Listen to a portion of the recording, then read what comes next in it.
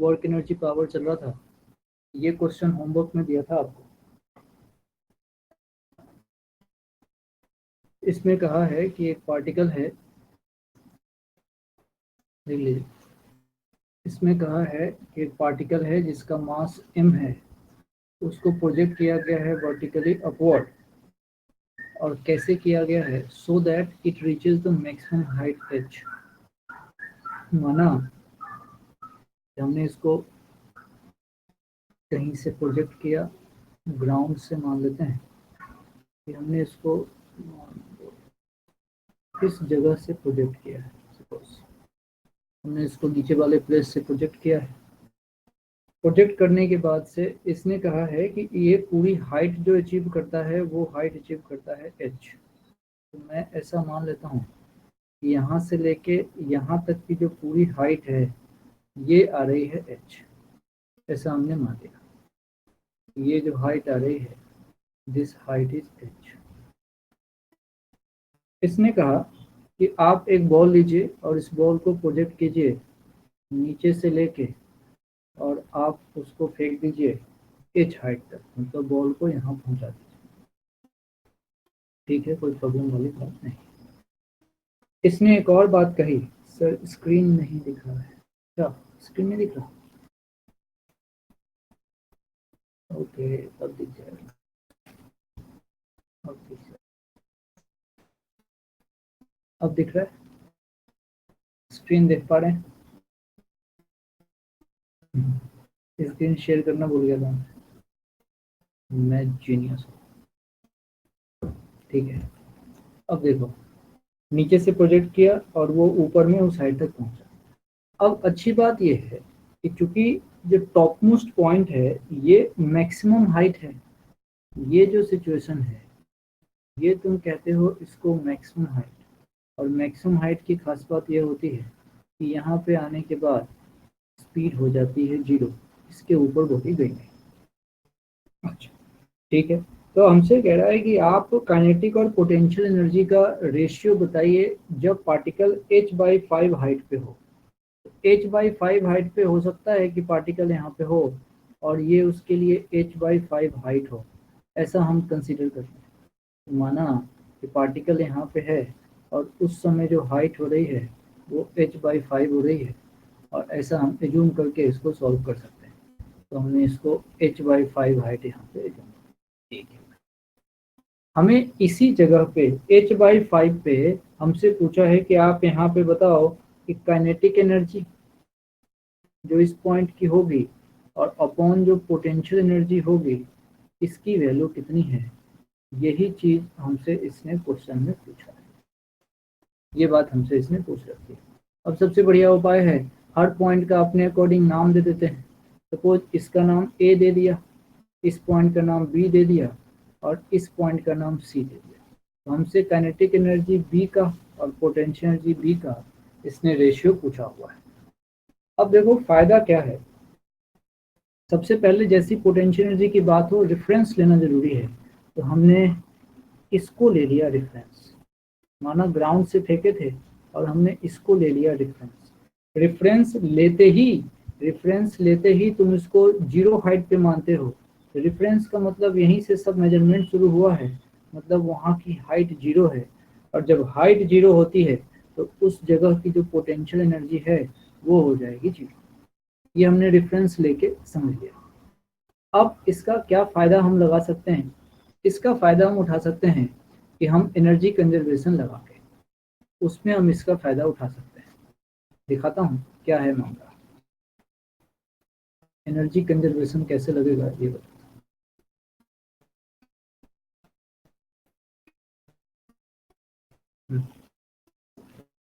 अब जरा देखना, मेरे से इसने पूछा है बी पॉइंट से लेके सारे इंफॉर्मेशन की बात करी। ग्राउंड की इसने बात की ही नहीं है, इसने ग्राउंड की बात हमसे की नहीं है। अब देखना क्या है, दिमाग क्या लगाना पड़ेगा। मतलब ग्राउंड के बारे में पूछा नहीं, पूछा नहीं। अब ग्राउंड के बारे में पूछा नहीं। अब देखना बी के बारे में इसने पूछा, अब सोचना, और सी के बारे में हमको पता है, तो क्यों ना इन दोनों के केस में कंजर्वेशन ऑफ मैकेनिकल एनर्जी लगा देंगे तो काम हमारा आसानी से होगा। क्योंकि कंजर्वेशन ऑफ मैकेनिकल एनर्जी कहता है कि भाई दो पॉइंट के बीच में किसी एक पॉइंट का आपके पास इंफॉर्मेशन होगा, दूसरा पॉइंट आपसे पूछा जाएगा, तो बी का पूछा गया और सी का इंफॉर्मेशन है मेरे पास, क्योंकि सी मेरा टॉप मोस्ट पॉइंट है। बस हो गया। अब लगा दीजिए एनर्जी कंजर्वेशन। एनर्जी कंजर्वेशन तो मैं कहूँगा भैया काइनेटिक एनर्जी किस किस के बीच लगा रहे हैं, कंजर्वेशन ऑफ मैकेनिकल एनर्जी लगा रहे हैं बी एंड सी के बीच, बी एंड सी के बीच। तो काइनेटिक एनर्जी पहले बी का प्लस पोटेंशियल एनर्जी बी का इक्वल्स टू मैं कहूँगा काइनेटिक एनर्जी सी का प्लस में लिखूंगा पोटेंशियल एनर्जी सी का। Kinetic energy B, kinetic energy B, B पे क्या है वेलोसिटी हमको नहीं पता, तो मैंने चलो यहाँ पे सिंपल काइनेटिक एनर्जी बी यहाँ से निकाल लेंगे, क्योंकि हमको तो रेशियो पूछा है। पोटेंशियल एनर्जी बी, ये काम आसान है क्योंकि बी की हाइट अपने को पता है कि h/5 है, ये रहा mg और हाइट के जगह पे h/5। ठीक है भाई, अच्छी बात है। इक्वल्स टू काइनेटिक एनर्जी सी, अरे सी तो अच्छा है ना, मैक्सिमम हाइट है, वहाँ पे स्पीड 0 हो जाती है, तो वहाँ पे काइनेटिक एनर्जी हो गई 0, प्लस सी की पोटेंशियल एनर्जी mg और वहाँ की हाइट कितनी है h। बस आ गया, बढ़िया। यहाँ से काइनेटिक एनर्जी बी का आ गया mg h/5 और यहाँ पे mg h, तो अब इसको घटा दो तो ये 4 mg h/5 आ जाए। तो भाई काइनेटिक एनर्जी हमारे पास बी का आ गया 4 mg h/5। ठीक है, और पोटेंशियल एनर्जी हमको पता ही है, पोटेंशियल एनर्जी की कोई टेंशन नहीं है, पोटेंशियल एनर्जी भी पहले से पता है और वो है मेरे पास mg h/5। इसके लिए कोई टेंशन नहीं, ये तो पहले से पता है, पहले से पता है। अब खेल खत्म, अब तो बस रेशियो चाहिए था, तो बस ये लिख देना है kinetic energy B upon potential energy B, दोनों का रेशियो लिया जाएगा, ये आ जाएगा 4:1 और ये मेरा आंसर। तो इस तरीके से इस सवाल को करते हैं। मेन इसमें है रेफरेंस लेना, रेफरेंस आप लीजिए और दो पॉइंट के बीच में से जिस दो पॉइंट अगर तुम्हारे पास होंगे तो किसी एक का इंफॉर्मेशन होगा और दूसरे का निकालना पड़ेगा, तो इसलिए आप उसके अकॉर्डिंग आराम से कर सकते हो, दो पॉइंट के बीच निकालना आसान है। अब सेक्शन जो है ये है relation between conservative force and potential energy, relation between conservative force and potential energy, ये समझ में आना चाहिए। जैसे अभी तक हमने क्या पढ़ा है, हमने ये चीज पढ़ रखी है कि W कंजर्वेटिव मेरे से पूछोगे तो मैं कहूँगा माइनस ऑफ डेल्टा यू, हम पढ़ चुके हैं, इसमें कोई दिक्कत वाली बात नहीं है, ये हम पढ़ चुके हैं। W कंजर्वेटिव बराबर माइनस का डेल्टा यू, बढ़िया।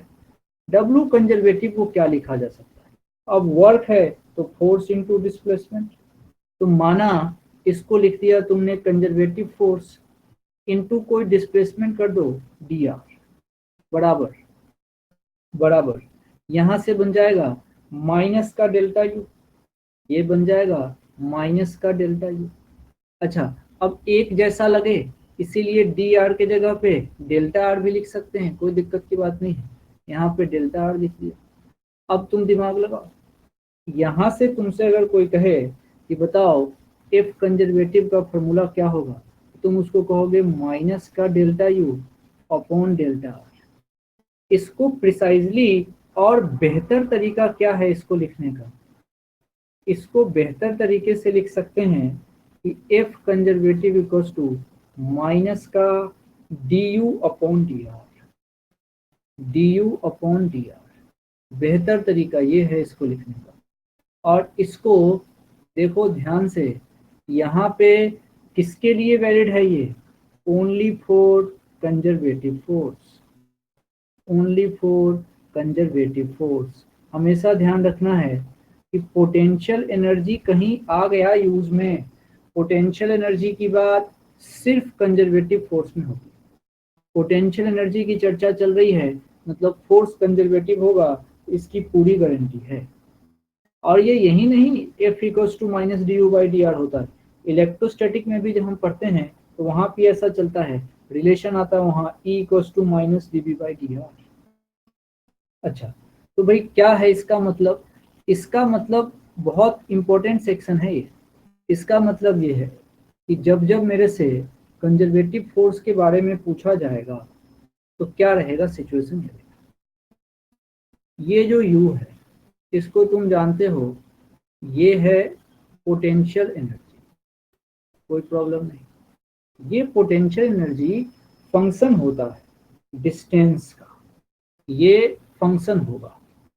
फंक्शन होगा मतलब इक्वेशन के फॉर्म में होगा और उसमें वो चीज अवेलेबल होंगी। ये फंक्शन ऑफ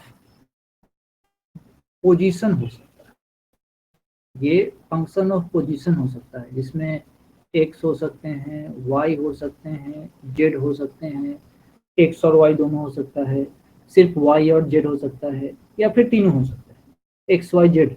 मतलब अगर U potential energy function of position है, तब तब अगर कोई तुमसे फोर्स पूछे, कोई तुमसे फोर्स पूछे, तो तुम सिंपल यूज कर सकते हो F इक्वल्स टू माइनस का D U by D are. बात क्लियर होनी चाहिए। हाँ, ये फोर्स पक्का पक्का कंजर्वेटिव फोर्स होगा, ये फोर्स पक्का कंजर्वेटिव होगा, इसमें कहीं से कोई दिक्कत वाली बात नहीं।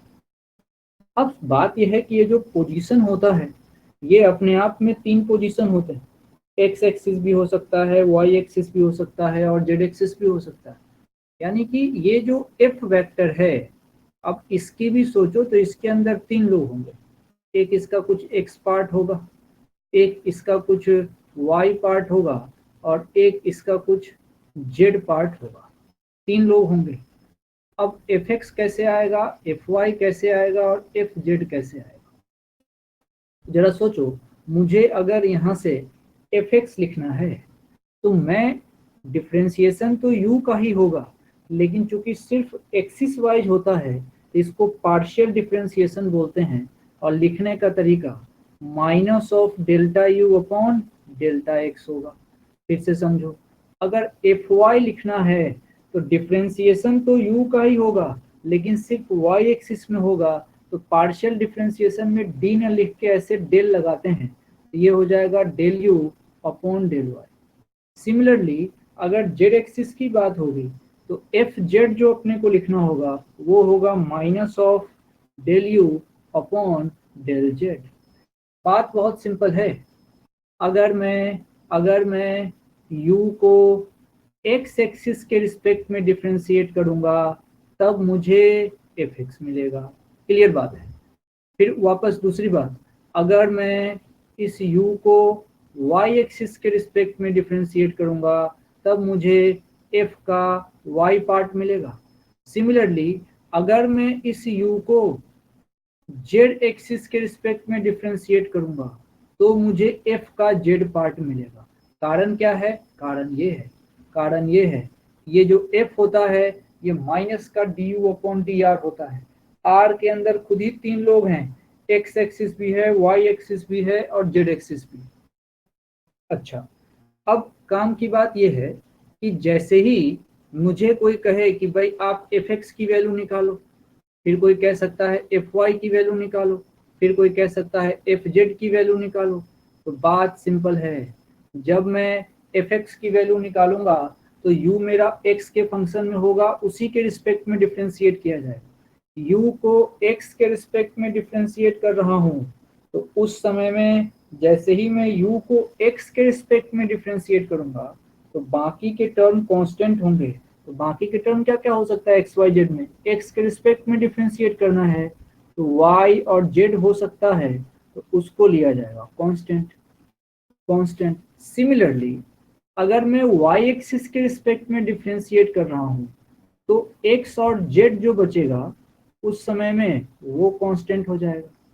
उसी तरीके से जब मैं जेड एक्सिस के रिस्पेक्ट में डिफ्रेंशिएट कर रहा हूँ तो एक्स एंड वाई वाला जो टर्म होगा वो उस समय कांस्टेंट लिया जाएगा।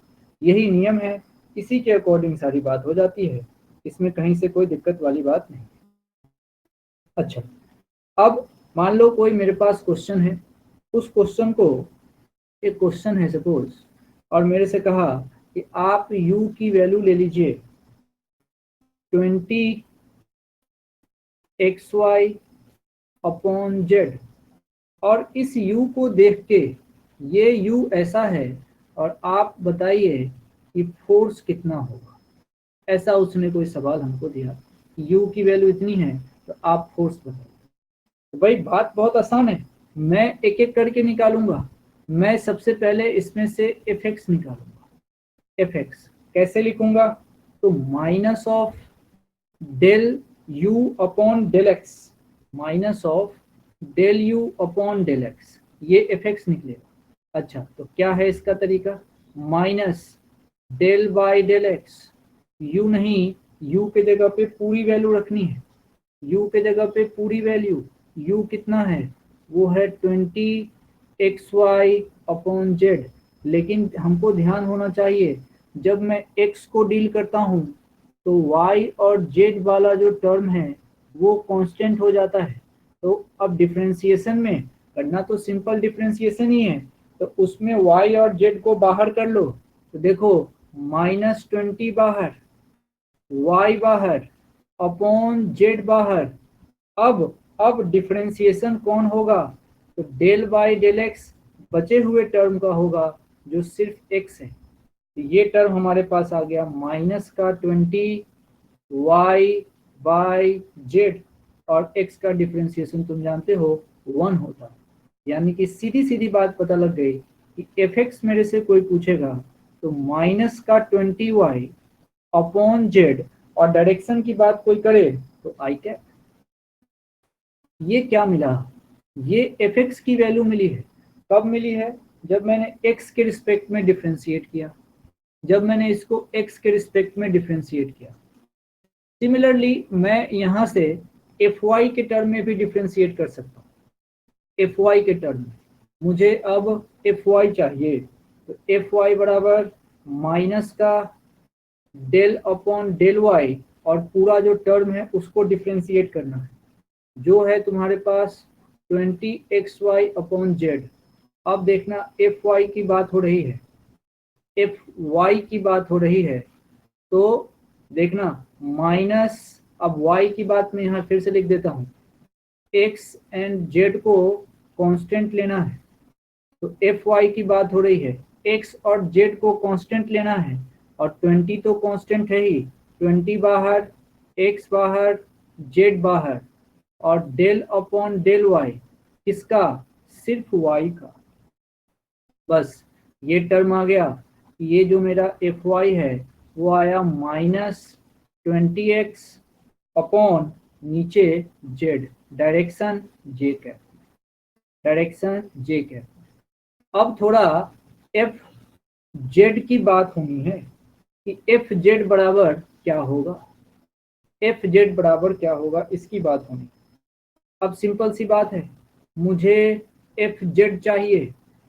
एफ जेड की बात जब हो रही होगी तो एक ही टर्म है, माइनस का del U upon del Z, Z के रिस्पेक्ट में डिफ्रेंशिएट करेंगे तो एक्स एंड वाई को वहाँ कांस्टेंट लेने का नियम है, तो minus del upon del Z, U नहीं, यू के जगह पे वो टर्म जो था 20xy, नीचे था z। अब हमने क्या किया, एक्स वाई दोनों को बाहर निकालना है, और 20 तो कांस्टेंट है ही सही, तो एफ जेड की बात करो, -20 बाहर, x बाहर, y बाहर। अब देखना, अब differentiation del upon del Z, और नीचे वाला जेड ऊपर जाएगा तो ये बच जाएगा z-1।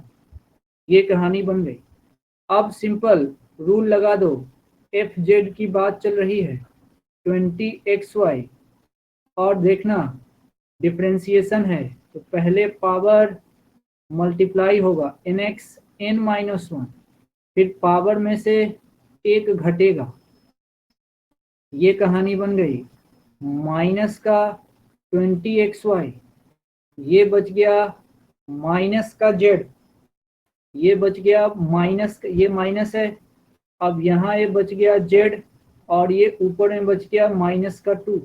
लिखने का तरीका, ये माइनस और ये माइनस प्लस हो गए, तो fz की वैल्यू ये हो गया प्लस 20xy।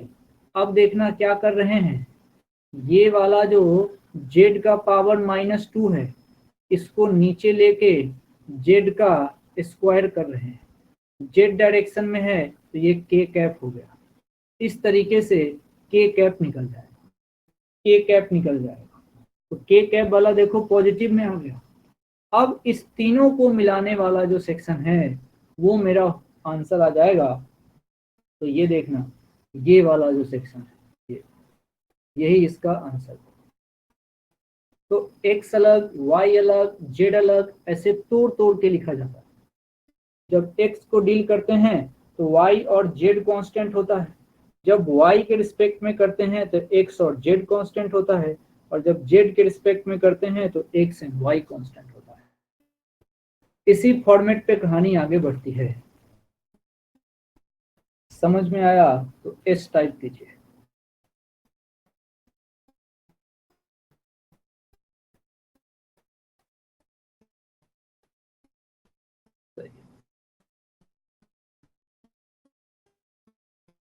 जैसे ये सवाल है, यहाँ पे u जो है ये फंक्शन है, लेकिन ये x का है।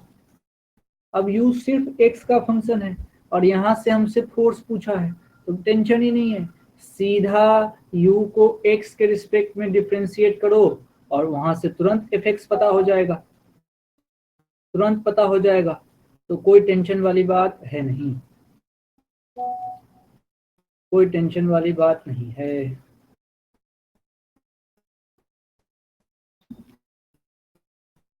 अब चलिए, अब ये वाला टर्म थोड़ा सा समझदारी से इसको पढ़ना पड़ेगा, potential energy curve and equilibrium.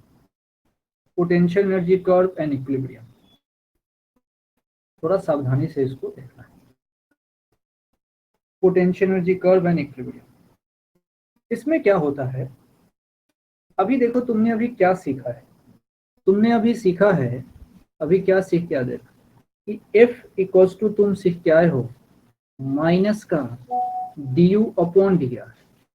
F सीख के आए हो माइनस का du अपॉन डी आर, बहुत बड़ा माइनस का du अपॉन डी आर, ये सीख के आए। अच्छा ठीक है, अब जरा सोचो, अगर हम ग्राफ की थॉट अगर लेके आते हैं, ग्राफ की थॉट अगर लेके आते हैं तो क्या बात बनेगी देखिएगा, ये du अपॉन डी आर, ये du अपॉन डी आर, ये तो स्लोप हो जाएगा किसका, u वर्सेस r के ग्राफ का, u वर्सेस r के ग्राफ का। और अच्छा बोलो तो u मतलब पोटेंशियल एनर्जी वर्सेस नीचे डिस्टेंस दिया रहेगा, पोजीशन दिया रहेगा। इस ग्राफ का डिस्टेंस कहो या पोजीशन कहो, ऐसा अगर कोई ग्राफ है तो उसका स्लोप निकाल देना चाहिए। यानी कि अगर मुझे फोर्स चाहिए तो पहले तो माइनस लगाना जरूरी है और उसके बाद स्लोप आएगा। अगर मैं स्लोप निकाल लूं किसका, पोटेंशियल एनर्जी और पोजीशन के बीच के ग्राफ का, और उसमें माइनस लगाऊं, तब मुझे फोर्स की वैल्यू मिलेगी। और कहने की बात ही नहीं है, ये जो फोर्स मिलेगा वो सिर्फ और सिर्फ कंजर्वेटिव होगा। फोर्स का साइन स्लोप के साइन के निगेटिव में आएगा, अपोजिट में आएगा। ये बात अपने को समझ में आनी चाहिए। अब इसको समझने के लिए कुछ कंडीशन लिया हुआ है, जैसे ये एक सिचुएशन है, इसको जरा ध्यान से देखना है और इसके कोरस्पोंडिंग बात करनी है। थोड़ा सा वहां पे आने से पहले मैं एक बेसिक आइडिया देता हूँ इक्विलिब्रियम के बारे में। कि भाई इक्विलिब्रियम क्या चीज है, उसको जरा समझो। इक्विलिब्रियम,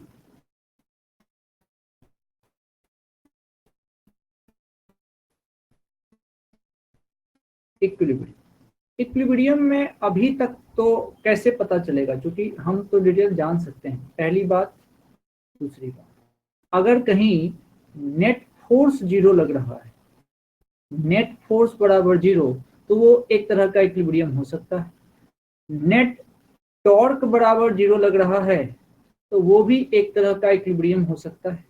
पूरा इक्विलिब्रियम तो नहीं होगा ये लोग, इसलिए इसको कहते हैं पार्शियल इक्विलिब्रियम, पार्शियल इक्विलिब्रियम।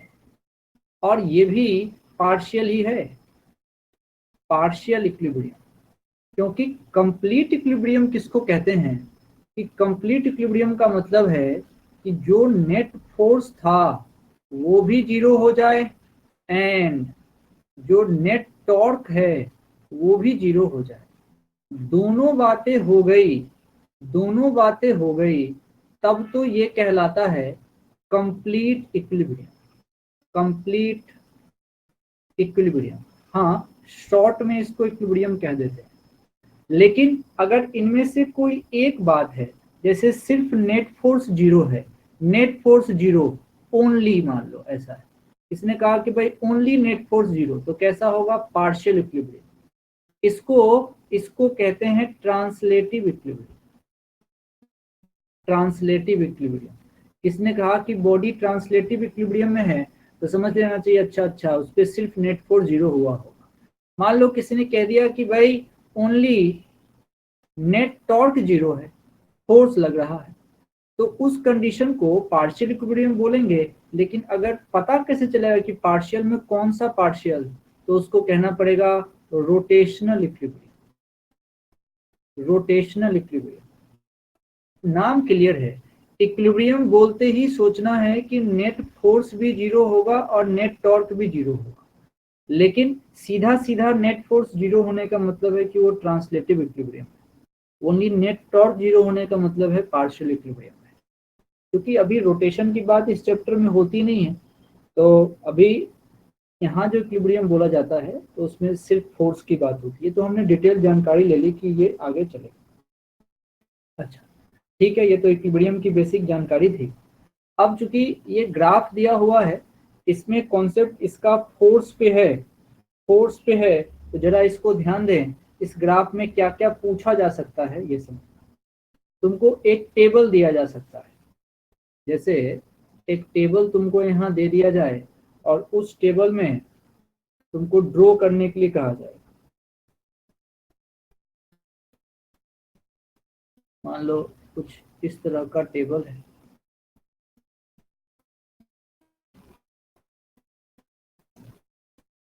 आपको मान लो पॉइंट यहाँ पे दिया, तरह तरह के पॉइंट दे दिए। यहाँ पे पॉइंट्स हैं, पॉइंट्स का नाम देख लो क्वेश्चन में कौन है। पी पॉइंट है, क्यू पॉइंट है, आर पॉइंट है, एस पॉइंट है, टी पॉइंट, इस तरह के पॉइंट दे रखे। आपको इस पॉइंट से पहले स्लोप का पता लगाना है, फिर उस स्लोप का मतलब स्लोप का आपको साइन पता करना है। ये जो स्लोप है उस स्लोप का साइन क्या है, तो स्लोप का साइन पता करिए। उसके बाद से फोर्स पता हो जाएगा आपको, आपको पता ही है फोर्स का मतलब स्लोप का निगेटिव, तो उससे आपको फोर्स के साइन का पता लगेगा। ये इस तरीके से इसने बात हमसे पूछी। अब अच्छी बात देखो, इस क्वेश्चन को देखो इसमें अच्छे तरीके से। भाई स्लोप तो अपन समझते हैं, स्लोप अगर कोई हमसे कहे कि थोड़ा सा स्लोप बता दिया जाए, देखो स्लोप, स्लोप का कॉन्सेप्ट क्या है, तीन बात इसमें समझ लेते हैं।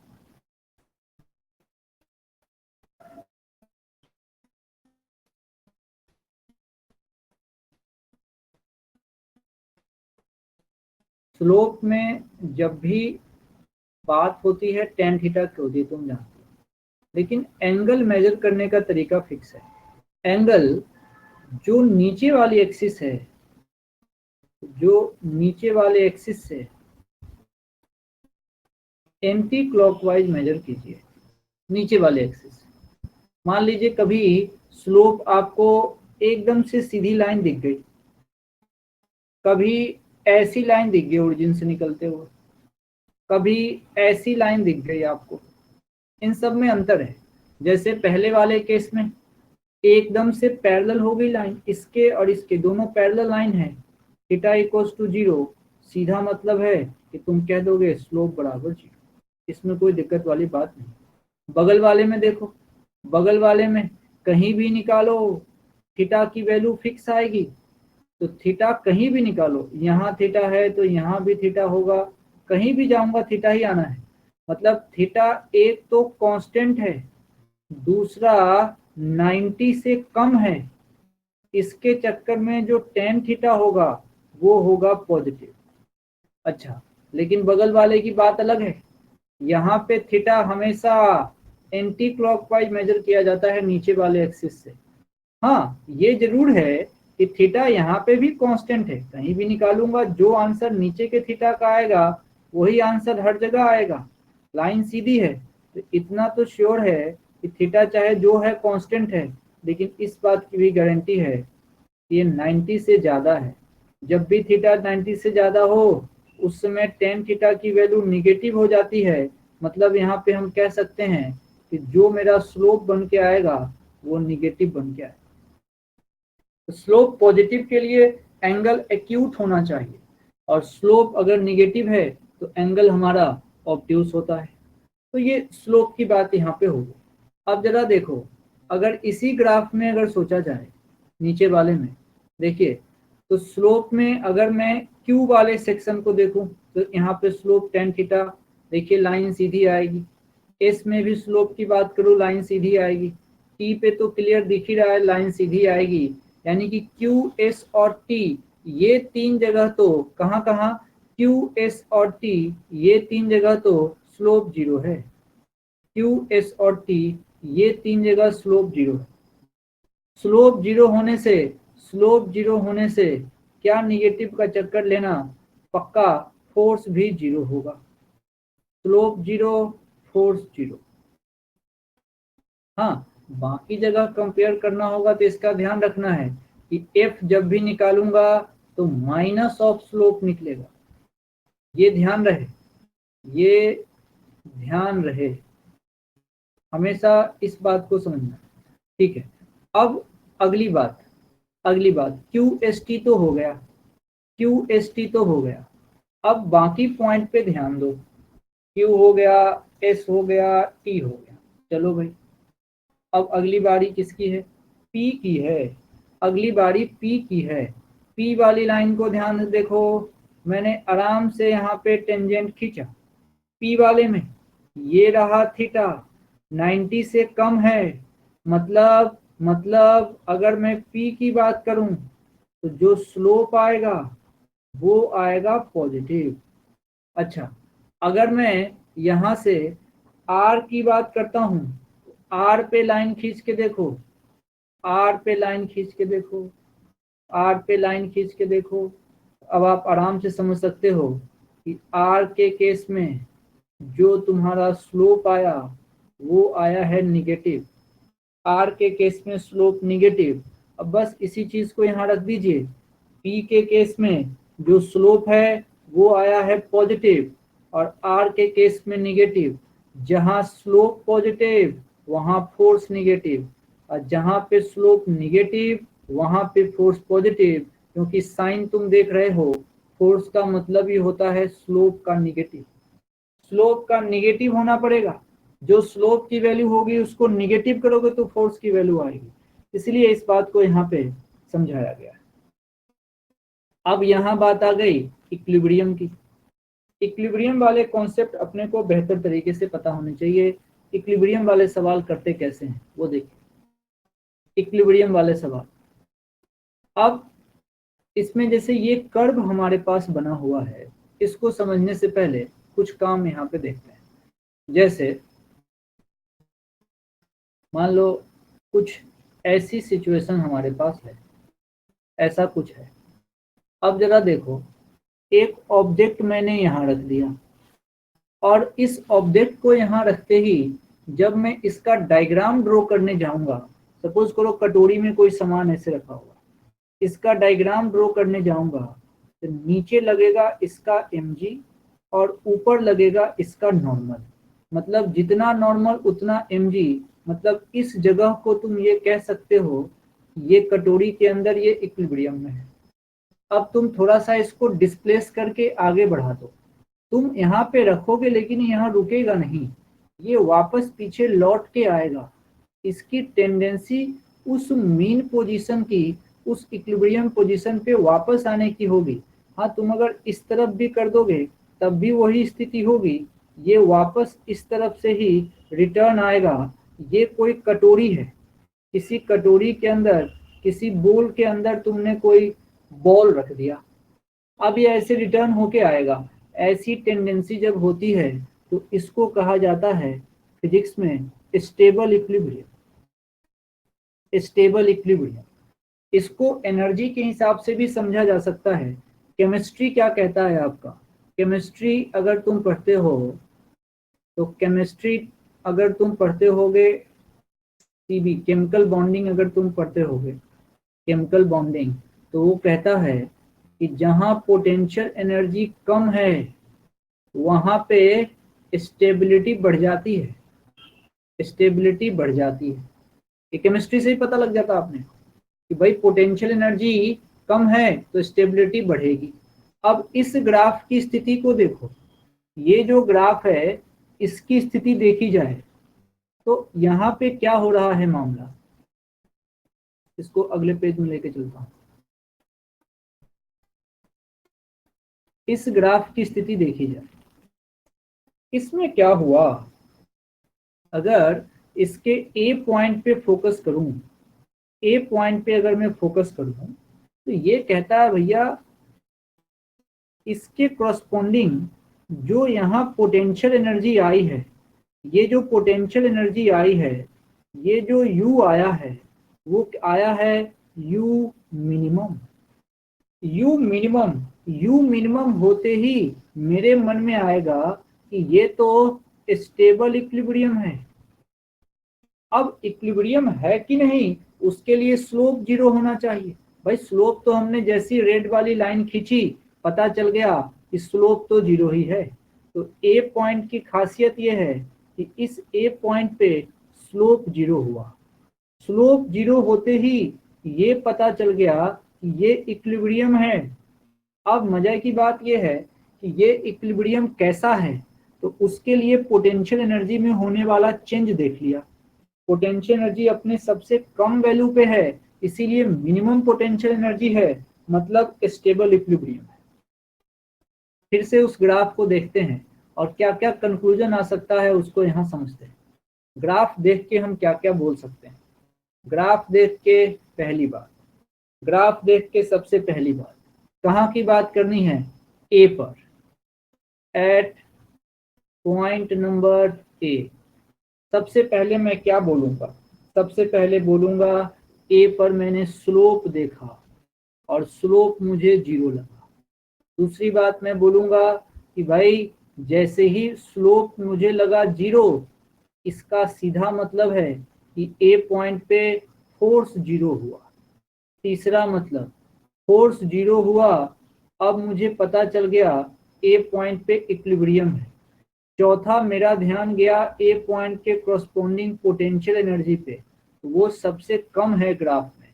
तो पांचवा मैं तुरंत समझ गया पोटेंशियल एनर्जी कम होने का मतलब स्टेबिलिटी ज्यादा, तो ये जो इक्विलिब्रियम है ये स्टेबल इक्विलिब्रियम। इतनी बात मैं समझ गया। अब छठी बात जिसमें अपने को मैक्सिमा मिनिमा समझना होता है। Maxima minima concept, maxima minima concept वो समझाता हूं कि वो क्या है, मैक्सिमा मिनिमा क्या है। मैक्सिमा मिनिमा क्या है ये समझिए। अब जरा देखो ये सिचुएशन यहां लेते हैं, ये ऐसे करके ग्राफ यहाँ एक बना लिया और एक ग्राफ मान लो यहाँ बना लिया। अब दोनों में इस तरह का यहाँ रख दिया। इस तरह का यहाँ, ठीक है। अब इसके कोरस्पोंडिंग यहाँ की वैल्यू, इतना तो श्योर है कि इसके कोरस्पोंडिंग यहाँ की वैल्यू होगी मिनिमम, दिख रहा है। अच्छा, अब इसका टॉप मोस्ट पॉइंट जहाँ पे स्लोप 0 है वो पॉइंट छांट रहे हैं, वो ये रहा। इतना श्योर है कि इसके कोरस्पोंडिंग यहाँ पे वैल्यू मिलेगी मैक्सिमम। अब मैं इस पॉइंट को इसके अलावा, अब देखना, अब ये सिंगल वैल्यू होगी कोई, ये इकलौता पॉइंट का नाम दे देता हूं। मान लो ये पॉइंट ए है और ये पॉइंट बी है। अब ए के अलावा कोई भी ऐसा पॉइंट नहीं होगा जहां पे अपने को स्लोप 0 मिले। देख लो, ए के अलावा इसको पूरे में कोई ऐसा पॉइंट नहीं होगा जहां पे स्लोप 0 हो। स्लोप 0 होने का मतलब, स्लोप 0 होने का मतलब आप जैसे ही उसको डिफ्रेंशिएट करोगे, ऊपर का टर्म डिवाइडेड बाय नीचे का टर्म, माना ऊपर u है नीचे r है, ऊपर u है नीचे r है। देख स्लोप 0 हुआ, इसका मतलब स्लोप कैसे लिखते हैं, ऊपर का टर्म डिवाइडेड बाय नीचे का टर्म। ये यहाँ क्या हो गया, 0 पे। कहाँ हो गया, एट ए पे। अच्छा, अब जरा देखना यहाँ पे एट बी की बात करो, यहाँ भी स्लोप लिखो। स्लोप का एक ही तरीका, ऊपर का टर्म डिवाइडेड बाय नीचे का टर्म, ये भी हो गया 0। मतलब अगर मैं पहली बार u और r को डिफ्रेंशिएट करता हूं तब तो a पर भी वो 0 आया और वो b पर भी 0 आया। तो भाई इससे क्या करें हम, क्या समझें। अब इसका एक और उपाय करके देखते हैं, समझदारी से देखना। पहली बार डिफरेंशिएट तो दोनों पॉइंट को किया है और वो वैल्यू 0 आ गई। पहली बार डिफरेंशिएशन से तो काम हुआ नहीं, हम डिस्टिंग्विश नहीं कर पाए कि किस पॉइंट की बात चल रही है, ये पता नहीं चल पाया। अब चेंज बताता हूं, अब चेंज कैसे पता चलेगा, ये देखो। अब इस बॉल को या कोई भी सामान को इस ए से तुम डिस्प्लेस करके देखो। अब देखना ये सबसे कम वैल्यू पे है, ये ए वाला सबसे कम वैल्यू पे है, इसके अलावा ये कहीं भी जाएगा तो इसमें जो चेंज होगा, किसी भी तरफ ले जाओ, इस ए के अलावा इसको किसी भी पॉइंट पे ले जाओ, तो अब जो इसमें चेंज होगा वो चेंज पॉजिटिव वैल्यू ही होगा। सोच के देख, क्योंकि अब इसके अलावा जो भी जाओगे तो जो वैल्यू है पोटेंशियल एनर्जी की वो बढ़ेगी, मतलब चेंज पॉजिटिव होगा। चेंज को हम बोलते हैं डिफरेंशिएशन। एक बार हम कर ही चुके हैं, तो जो सेकेंड बार करेंगे, जिसको तुम बोलते हो सेकेंड डेरिवेटिव, वो जो सेकेंड डेरिवेटिव होगा वो आएगा पॉजिटिव। चूंकि डिफरेंशिएशन u का करना है तो ये लिखाएगा d2u अपॉन dr²। ये लिखने का तरीका है। ये क्या होगा, ये होगा पॉजिटिव। पॉजिटिव का मतलब 0 से ज्यादा। अब इसको दोबारा समझोगे तो बात समझ में आ जाएगी। मान लो मैं बी पे खड़ा हूं, सबसे ज्यादा ऊंचाई पे खड़ा हूं, इसके अलावा किसी भी तरफ जाऊंगा मैं नीचे ही गिरूंगा। मेरी जो वैल्यू है, ये वैल्यू मैग्नीट्यूड कम हो रहा है। कम होने का मतलब जो अगला चेंज है वो चेंज निगेटिव हो रहा है। अगला चेंज, एक बार तो डिफरेंशिएशन यहाँ पे स्लोप का 0 हो ही चुका था। अगला चेंज मतलब सेकेंड डेरिवेटिव, तो यहाँ पे जो सेकेंड डेरिवेटिव होगा वो होगा निगेटिव। और सेकेंड डेरिवेटिव लिखने का स्टाइल, चूंकि u का डेरिवेटिव लिखना है तो d2u अपॉन dr², ये क्या हो जाएगा, निगेटिव ऐसे होगा, ये स्लोप की फिजिक्स वाली कहानी है, जो अपने को समझ में आना चाहिए। अब देखना थोड़ी सी बात और समझ लेते हैं। ये सबसे कम वैल्यू वाला कॉन्सेप्ट है, मतलब ये कंडीशन किसकी है, ये है मिनिमा की शर्त क्या हो गई, अरे यही हो गई, सेकेंड डेरिवेटिव पॉजिटिव होना चाहिए। अच्छा, ये सबसे ऊंचाई वाली वैल्यू थी, तो ये कॉन्सेप्ट हो गया मैक्सिमा का। मैक्सिमा का क्या रहा कि सेकेंड डेरिवेटिव इसमें निगेटिव होना चाहिए, चेंज निगेटिव होना चाहिए। मैं अपने मैक्सिमम वैल्यू पे हूं, तो अब मैं जो भी चेंज करूंगा वो निगेटिव होगा। किसी बच्चे का एग्जाम में 100 में से 100 आ चुका है, अब वो अगर उसके अलावा कुछ और लेके आएगा तो पक्का उसका वो नुकसान है, निगेटिव चेंज है। लेकिन कोई बच्चा अगर बोर्ड के एग्जाम में 0 नंबर लेके आया है, मिनिमम वाले केस में है, अब वो कोई भी चेंज करेगा तो उसमें वो चेंज पॉजिटिव ही होगा, उसकी वैल्यू बढ़ेगी। इसीलिए उसका अगला जो चेंज है, डिफ्रेंसिएशन है, वो पक्का पॉजिटिव दिखेगा। This is the concept of maximum minimum. अब आप इसमें यहाँ पे इसको यूज कर सकते हो मैक्सिमम मिनिमा का। तो अब जैसी मैक्सिमम मिनिमा का कॉन्सेप्ट यहाँ पे यूज करोगे तो तुम अब क्या कह सकते हो, अब तुम कह सकते हो इस फोटो को देख के कि ये जो सिचुएशन है, ये जो सिचुएशन है, ये सिचुएशन है मिनिमा का। और जैसे ही मिनिमा तुम बोलोगे, तुमको चीजें याद आनी चाहिए। मिनिमा की शर्त कि अब जो कोई चेंज होगा वो पॉजिटिव ही होगा। सबसे कम पे हूं मैं, तो d2u upon D are square positive होना चाहिए। ये मिनिमा की शर्त है। इस तरीके से मिनिमा सोचते हैं। सिमिलरली अब ये ग्राफ अगर आपके सामने है तो इसमें क्या कर सकते हैं, समझिए। ये ग्राफ आपके सामने है, ठीक है भाई, ग्राफ है, बढ़िया। अब सबसे पहले इस पे स्लोप डाला। चल भाई, स्लोप स्लोप कहाँ 0 है, बी पे, तो बी पे ही इक्विलिब्रियम होगा, तो पॉइंट बी पर ही चर्चा हो सकती है, पॉइंट बी पर चर्चा होगी। क्या क्या बात निकल के आ सकती है, समझिए। पॉइंट बी पे सबसे पहले मैंने क्या देखा, मैंने देखा भैया यहीं पे स्लोप 0 है। स्लोप का मतलब फोर्स का निगेटिव। अब स्लोप, अब फोर्स निकालूंगा तो माइनस ऑफ स्लोप तो हम जानते ही हैं। अब 0 में क्या माइनस प्लस का टेंशन, तो फोर्स 0। अच्छा, जैसी फोर्स 0 हो गया, मैं समझ गया इक्विलिब्रियम है। जैसी इक्विलिब्रियम है, फिर मैंने देखा टॉप पे हैं। अब अगला चेंज, अगला चेंज हमारे पास जो होगा वो पक्का कम होगा। अब जरा देखना, अब इक्विलिब्रियम है, अब ऐसे लिख देता हूँ, u की वैल्यू क्या आ रही है, मैक्सिमम। अब कोई आदमी अपने मैक्सिमम वैल्यू के साथ खड़ा है, अब वो इस जगह खड़ा है, सोचो उसकी स्थिति, कोई आदमी इस जगह खड़ा है। अब इसको धक्का देके देखो, ये रिटर्न कभी नहीं जा पाएगा, रिटर्न कभी नहीं जा पाएगा। तो यहाँ से पांचवी पॉइंट बोल सकते हो कि ये यहाँ पे अनस्टेबल था, ये यहाँ पे अनस्टेबल था, अनस्टेबल था। एक तो ये बात हो गई। दूसरी बात, दूसरी बात, अब जरा सोचना, अब जरा सोचना, अब मैं u मैक्स कह रहा हूँ, u मैक्स कह रहा हूँ, कोई दिक्कत नहीं है। अब मैं अपने मैक्सिमम वैल्यू पे हूँ, मैक्सिमम वैल्यू पे हूँ, इसका मतलब मेरे में अगला चेंज कम ही होगा, यानी कि d2u अपॉन नीचे का टर्म डी आर स्क्वायर, ये अगला चेंज कम होगा, ये लेस देन 0।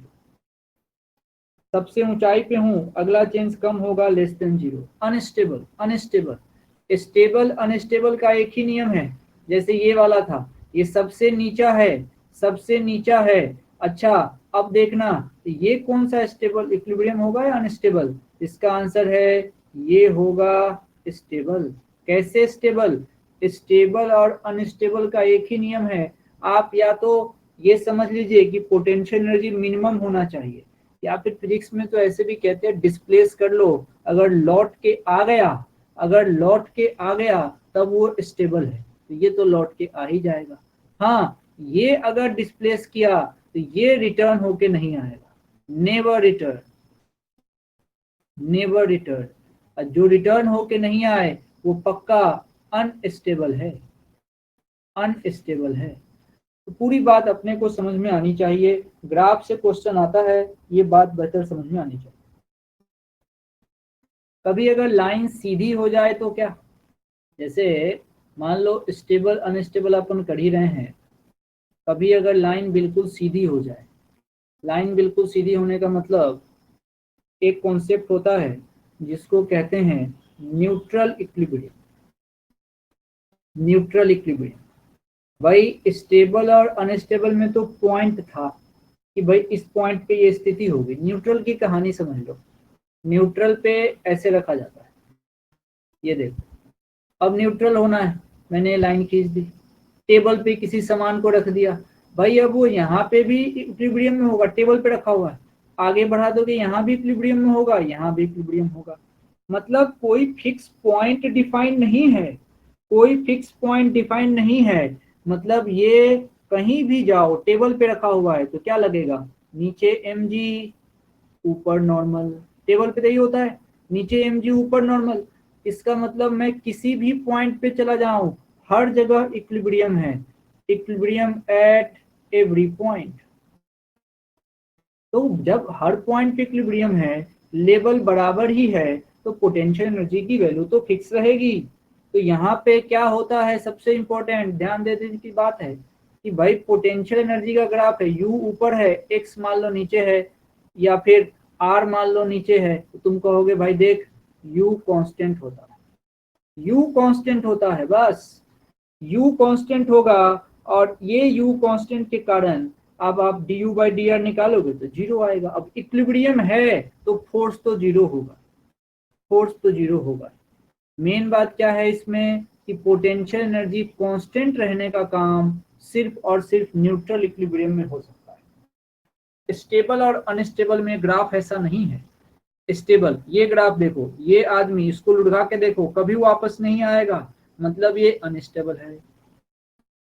ये ग्राफ देख लो, उसी तरीके से जब ये उल्टा कर्व होगा यू वाले स्टाइल में, ये अब इसको डिस्प्लेस करोगे ये वापस आ जाएगा, जब ये वापस आ जाएगा तब ये स्टेबल इक्विलिब्रियम है। पूरा ऑर्डर फिक्स है जिसको आपको ध्यान देना होता है। बताइए अगर समझ आया तो, समझ आया तो इस टाइप का है।